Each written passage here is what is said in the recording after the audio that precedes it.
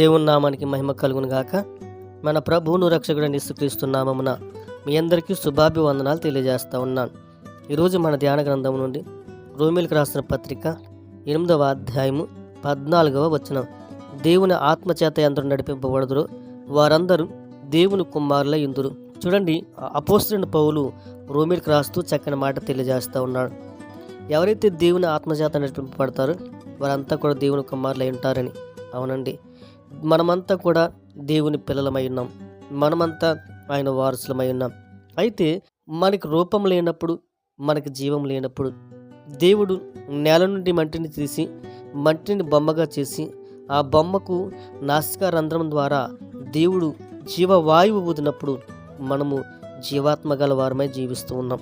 అవునండి, ఈ రోజున శరీరము ప్రాణంతో పాటుగా మానవుల్లో ప్రతి మనిషిలో ఆత్మ అనేది నివసిస్తూ ఉంది. మానవుడు జీవించగలుగుతున్నాడనంటే ఆత్మ ద్వారా మాత్రమే. ఒకవేళ మరణిస్తే ఆత్మ వెళ్ళిపోతే ఏ మానవుడు కూడా జీవించలేడు.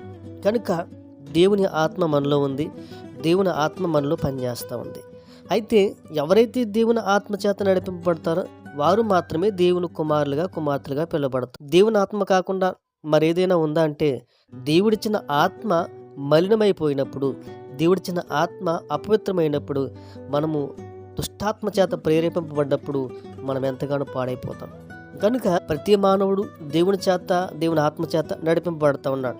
కానీ కొన్ని సందర్భాల్లో మానవుడు ఏమైపోతూ ఉన్నాడంటే, దేవునికి ఇవ్వాల్సిన సమయం దేవునికి ఇవ్వకుండా, దేవునితో చేయవలసిన స్నేహం దేవునితో చేయకుండా, దేవుని ఆత్మచేత నడిపింపబడకుండా, పరిశుద్ధత, యథార్థత, పవిత్రత, ఆయనకి ఇష్టమైన అనుకూలమైన జీవితాన్ని జీవించకుండా దుష్టాత్మ చేత ప్రేరేపింపబడ్డవారే పాపంలో పడిపోతూ, అపరాధంలో పడిపోతూ, ఆత్మీయ జీవితాన్ని పతనం చేసుకుంటూ, ప్రియమైన దేవునికి కుమారులుగా ఉండవలసిన మనము దేవునికి దూరం అయిపోయి దుష్టుడైన సాతానికి కుమారులుగా కుమార్తెలుగా మార్చబడుతూ ఉన్నాం. గనుక పౌలు ఇలా అంటూ ఉన్నాడు, నువ్వు దేవుని ఆత్మచేత నడిపింపబడుతున్నావా లేక దుష్ట ఆత్మచేత నడిపింపబడుతున్నావా? దేవుని ఆత్మ నీలో ఉందా? దేవునికి ఇష్టమైన బిడ్డగా, పరిశుద్ధమైన మనసు గలవారమే, పరిశుద్ధమైన హృదయం గలవారే జీవిస్తున్నామా? లేక సాతాను క్రియల చేత, సాతాను తలంపుల చేత ప్రేరేపింపబడుతూ మనం దారి తప్పిపోతున్నామా? ఒకవేళ దారి తప్పిపోయి జీవిస్తే గనక మనము దేవుని బిడ్డలము కాదు, దేవుని కుమారులము కుమార్తెలము కాదు. ఒకవేళ దేవుని ఆత్మచేత నడిపింపబడుతూ, ఆయన మాటకు విధేయత చూపిస్తూ, ఆయనకు లోబడి పరిశుద్ధమైన కార్యాలు తలపెడుతూ, ఆయన కొరకు బలమైన పాత్రగా నిలబడుతూ, మన ఆధ్యాత్మిక జీవితంలో, విశ్వాసంలో, ప్రార్థనలో శక్తివంతమైన వారిగా ఉంటే మనం దేవుని కుమారులము, దేవుని కుమార్తెలను. కనుక దేవుని వాక్యం తెలియజేస్తూ ఉంది, ఎందరైతే దేవుని ఆత్మచేత నడిపింపబడతారో వారంతా కూడా దేవుని కుమారులు అయి ఉంటారని. ఈ రోజున దేవుని వాక్యం మనతో మాట్లాడుతుంది.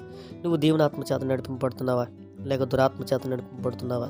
చూడండి, సౌలు దేవుని విడిచిపెట్టిన తర్వాత, దావీదు మీద కోపం పెంచుకున్న తర్వాత దుష్టాత్మ వచ్చి సౌలుని ప్రేరేపించింది.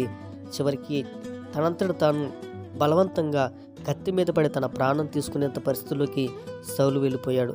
అంటే దేవుని ఆత్మ మనలో లేనప్పుడు దుష్టాత్మ ప్రేరేపిస్తుంది. పాపం వైపు, లోకం వైపు, వ్యర్థమైన వాటి వైపు దుష్టుడు ప్రేరేపించి నువ్వెందుకు పనికిరావు, నీ జీవితం వ్యర్థం, నువ్వు జీవించడం అనవసరం, ఇలా జీవితం మీద విరక్తి కలిగిస్తూ, జీవితం మీద ఆశ లేకుండా, జీవితం అంటే బ్రతుకంటే ఆప్యాయత, ప్రేమ లేకుండా చివరికి వాడు మనల్ని భ్రష్టులుగా మార్చేస్తాడు. కనుక దుష్టునికి చోటు ఇవ్వకూడదు. దుష్టుడైన సాతానికి మనం చోటిచ్చేవారు ఉండకూడదు. దేవునికి చోటు ఇవ్వాలి. దేవుని ఆత్మచేత నింపబడాలి. దేవుని ఆత్మచేత నింపబడినప్పుడు మాత్రమే మనము ఆశీర్వాదకరంగా, దీవెనకరంగా, మేలుకరంగా ఉంటాం. దేవుడు మన కొరకు ఏర్పాటు చేసిన ప్రణాళికలు ఏవైతే ఉన్నాయో, ఉద్దేశాలు ఏవైతే ఉన్నాయో వాటిని మనం గుర్తిస్తాం.